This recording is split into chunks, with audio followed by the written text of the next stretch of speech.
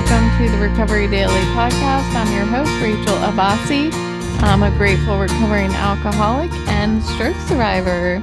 And today I wanted to talk about this feeling when we go into support groups, be it AA or stroke support groups or vestibular support groups, that feeling of when I'm there, I'm good.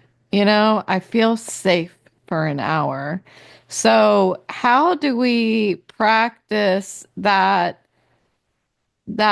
emotional stability out in our lives for the other 23 hours of the day?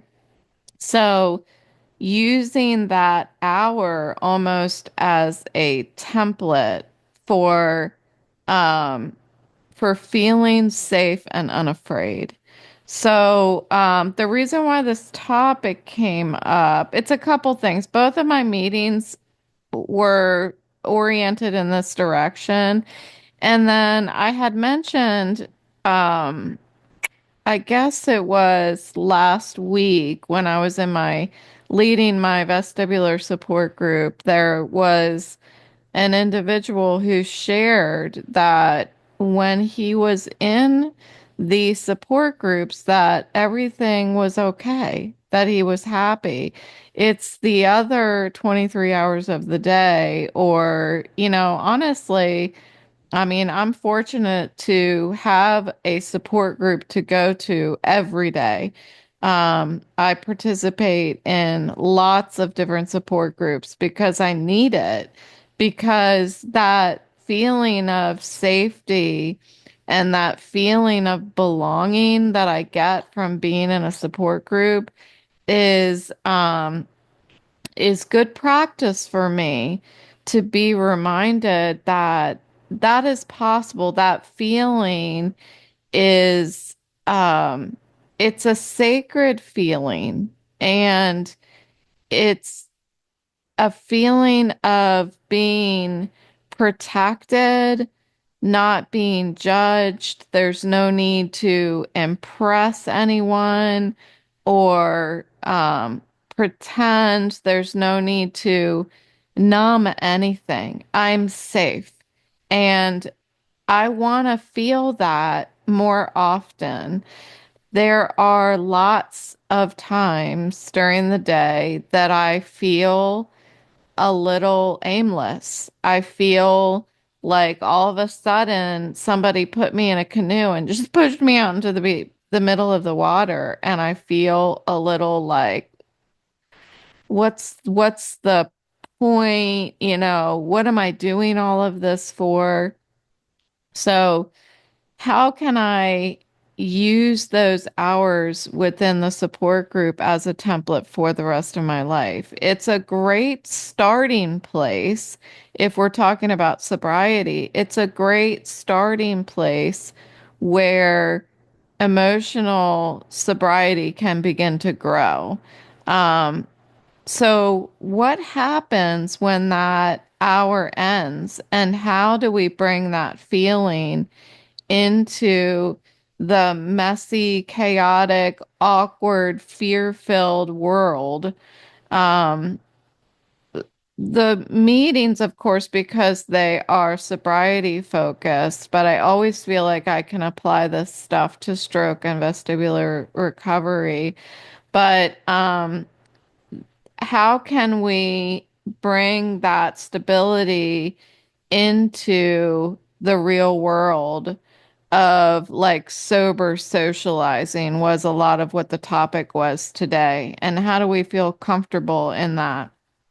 So, um, I've said over and over that sobriety is not just not drinking. It's includes emotional sobriety. It's not just abstinence. It's the ability to feel our feelings and respond to people, places, and things without feeling the need to escape. Um, And this morning's meetings reminded me, oh my gosh, I just felt it. That it reminded me of the anxiety, just the debilitating anxiety and fear that and depression that I was trapped inside. I've talked about it as a self-constructed prison. And that's what it felt like. I mean, I felt cold. I felt just like I was constantly hiding. I felt like I was constantly being judged. Um, I felt like I needed to fit in, but I didn't know how. I didn't know how to act. I didn't know how to be. I had this anxiety that the only relief that I felt was when I drank alcohol.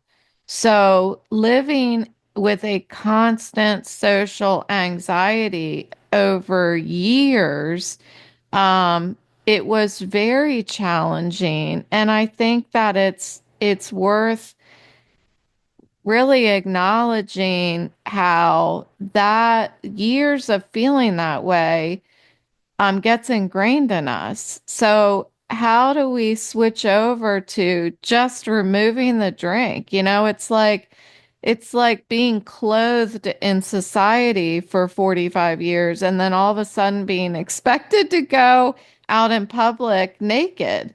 That's what it felt like. It's like a feeling of exposing wounds, and pouring alcohol over them. Like it was terrible. It was terrible. A feeling of rawness and being overexposed. Um, and expecting to just be, to show up and walk through it. And it felt it felt like something was at risk. Like it felt like I was gonna break. But I wasn't. And it took practice in order for me to see that I wasn't gonna break, that I'm able to live through doing something without alcohol in my body or in my hand. It felt so uncomfortable to do anything without alcohol because my story includes constant alcohol in my system. In the end, I mean, gosh, and by the end, I mean several years, I did not have alcohol in my body I did not have alcohol in my body at any point in time, in the very end. So I just simply did not know how to function without that medication. And so removing that, you have this hyper awareness of self. What do I do with my hands? It always reminds me of the Talladega Nights where he gets interviewed and his hands start coming into the camera and he's like, I don't know what to do with my hands. That's what it felt like. It's like I felt like I looked weird. I felt like everybody could tell how awkward I felt in my own skin. And the only way to the point where I could feel comfortable doing those things was to go through that discomfort. The story this morning said, feeling lost in your own skin. That's what it felt like. I didn't want anybody to look at me. I was terribly, I guess, just uncomfortable. Total and thorough discomfort. So when I started being introduced to my firsts, My first time sober going to happy hour, my first time sober going to a wedding, my first time sober freaking vacuuming the house or making dinner or any of it because I always had alcohol in my body. My first time going to the grocery store without alcohol in my body. My first time at Thanksgiving, at Christmas morning, everything. I had to practice. I had to experience it, and I had to be uncomfortable in order to live through that experience, knowing that I could do it. What my philosophy was is if I can do it one time, then I can do it again. So if I could get through one day not drinking, then I knew I could do it again. And this only was possible when I started taking all suggestions, not when I picked and chose which suggestion I was going to take. But showing up to my first happy hour was terribly uncomfortable. Work happy hour. It was terribly uncomfortable, but I just went anyway. I made sure that I had the resources available to me in order to get that support. I had somebody else there who knew it was my first time. It happened to be my boss, but living through those experiences proved to me that I could do it. And what I did was I observed other people. You know, how animals in the wild, they observe their parents and that's how they learn how to hunt and they learn how to, I don't know, crack open a coconut or a nut or whatever. That's what I was doing. That was my next philosophy. Like, I'm just going to see how everybody else does it. And by watching others, I learned so much. I learned that not everybody had a drink in their hand all the time. So if they didn't have a drink in their hand, what were they doing with their hands? And a lot of people talk with their hands. Some people just hang their hands to their sides. Some people put their hands in their pockets. Like you can tell if you're observing, if you stop looking inward and start looking outward, you can almost tell who else is so feeling socially uncomfortable by what they're doing with their hands. And I started looking at this like for as a model of recovery. And and that is really just doing it through community. And how does this apply to stroke recovery and vestibular recovery, you ask? Well, I'm glad you asked because when I went to my picnic the other day, I was sitting in, I did the exact same thing. I was sitting in one of the foldable chairs and I started looking around and seeing, is anybody else not talking to anybody? Is anybody else sitting in a foldable chair? Do they look uncomfortable? Do they look happy? Do they look like, satisfied? And I watched and I saw other people were sitting in chairs and just watching the picnic and they were smiling. They were,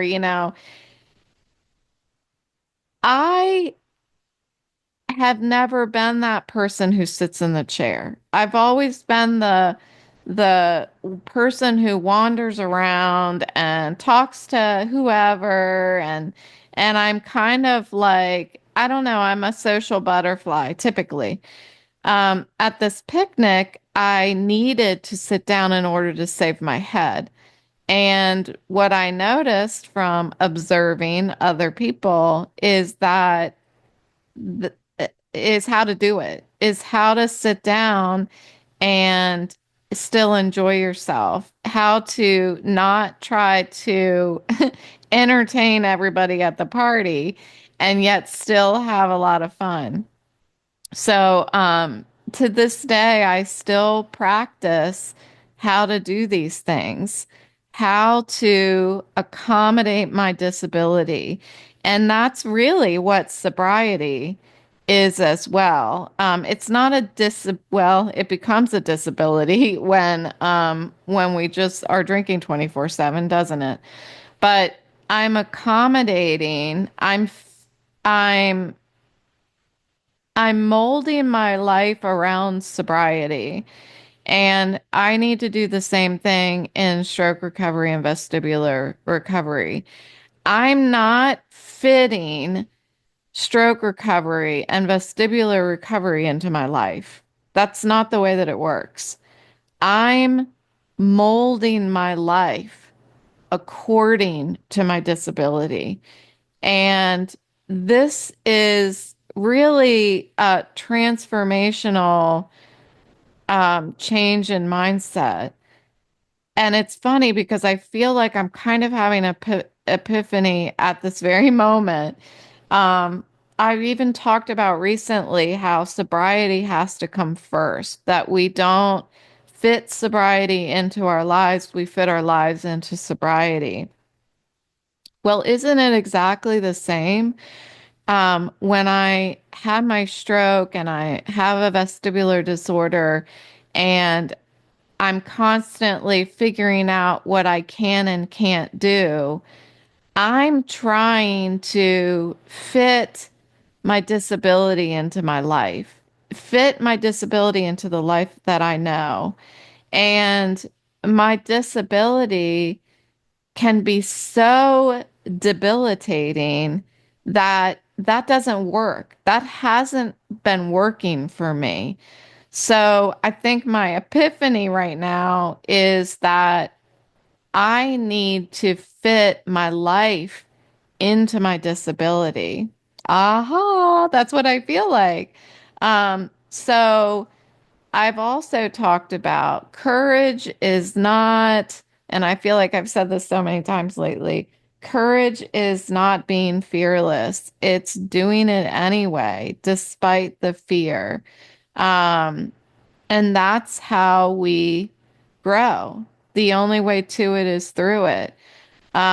Showing up, even when it's hard, rewiring my brain through repetition. And that is practicing social interactions, um, despite the discomfort, that emotional stability is built the same way that my sobriety has been built through new habits and new patterns of thinking, um, small exposures to these situations, um, breeds that comfort and lessens anxiety.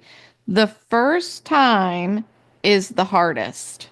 It's always going to be the hardest.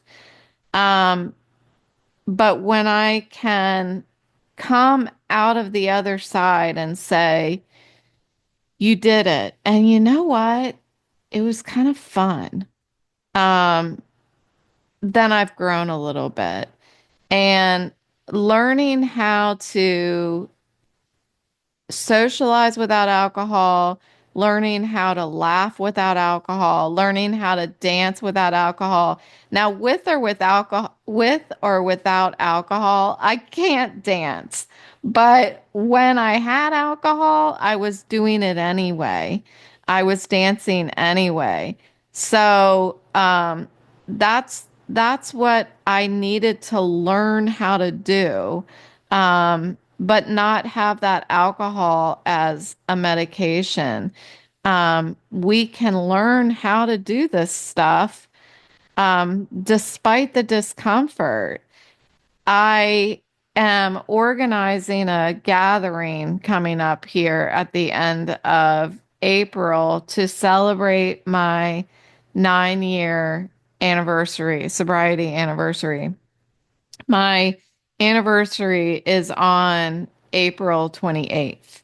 This is the day after I had gone into detox. This is in 2016. April 28th was the day that the breathalyzer read zero for the first time ever.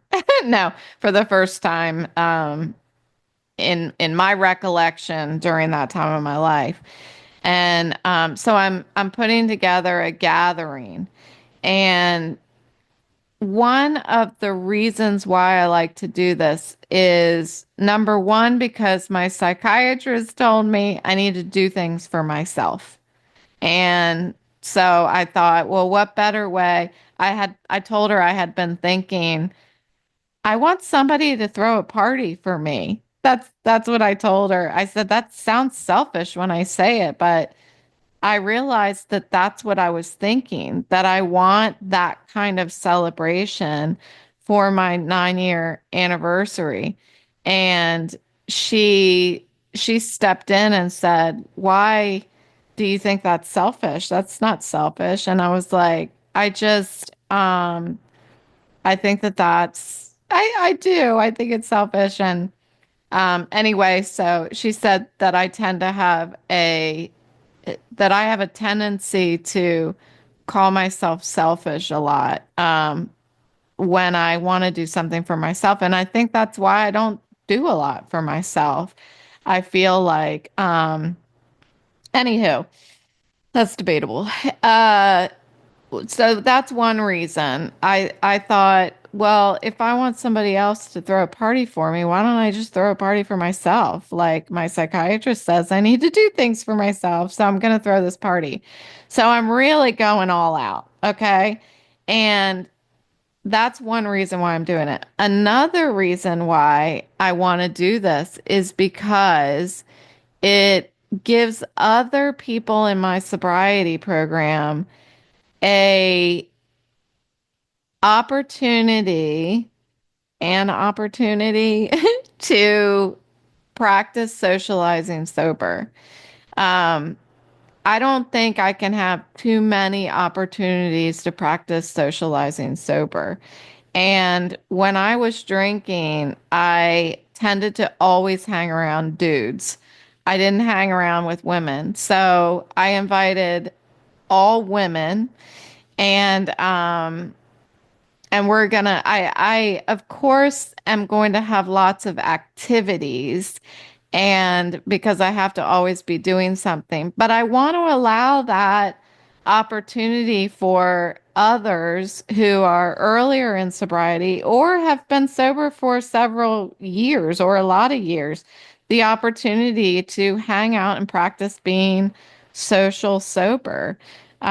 It gives, again, a controlled and comfortable, safe environment to practice talking to each other and and being connected without avoidance, without self-medication. Again, I do include activities because it's for even for me, it's awkward to just sit in a chair and talk to people. That makes me feel like I'm turning into the entertainment and I have to lead the conversation and all that stuff. But these kind of low stakes, safe spaces are good opportunities for newcomers to practice. So um, for those of you who are early in sobriety, or early in stroke and vestibular recovery, like if you can meet up with people outside of your support groups, those are really cool, safe spaces to practice navigating your disability or navigating sobriety, practicing socializing with that new version of your life coming forward. So sober picnics, coffee meetups. I've been in vestibular recovery most comfortable place that I feel like safe space that I feel that I can socialize in is inviting one or two people to the coffee shop up the street. That is sitting across from somebody. I do have, something to drink or eat, but I get to practice socializing and talking without alcohol. And I get to practice being in an environment that is overly stimulating. It's only a coffee shop, but hey, for me, it's overstimulation. And I have to figure out where do I sit that's most comfortable? Where can I look that doesn't uh, trigger my symptoms, and that kind of thing. I've also invited some friends over for crafts. So I had two friends over and we made candles and we painted, and that was crazy fun. I thought it was crazy fun. And it was just the two of us, but it was a really good, safe place for folks in early sobriety. And it was also really good for me to practice socializing, not only sober, but also with my disability. I have gone on a couple walks with people. I would like to maybe try that some more. Maybe I'll invite somebody over to take a walk with me. And yeah, so that's about what I've done. I have invited my niece and I go to the pool in the summertime, and that I know that you agree, niece. Hi, Em. That it is just lovely. It's one of my favorite things to do is to go to the pool with my niece because we will bring a couple nibbles to chew on and we will, one time we brought nail polish and we painted our toenails while we sat under the tree and, it's just lovely. And we just sit and talk and I get to practice looking at the water, looking at people move in the pool, and looking at her while she's talking. Like all of that is really symptom triggering, but it's good for me to practice. So practicing helps us to normalize that awkwardness, learn how to sit in weird silences, learn how to not fidget. um, One thing that here's a little helpful hint for people in sobriety who are in early sobriety. One of my favorite things to do when I'm socializing with people now in sobriety is I will practice holding my hands by my side and not and not talk with my hands, not hold a drink in my hands, but I practice just holding them by my side. And I don't know, even if you're not somebody in sobriety, like pay attention to what you do with your hands. And maybe it's not a thing for you, but it is a huge deal for me to be able to just hold my hands by my side. It makes the whole thing like super real for me. And it's uncomfortable. I find myself fidgeting a lot, so I am practicing holding my hands by my side. It's been my biggest battle, I think, since I got sober, and it makes me laugh because it's so trivial, but it's super uncomfortable for me. So I think that maybe that's all I've got for you today. And thanks for listening, and I'll talk to you tomorrow.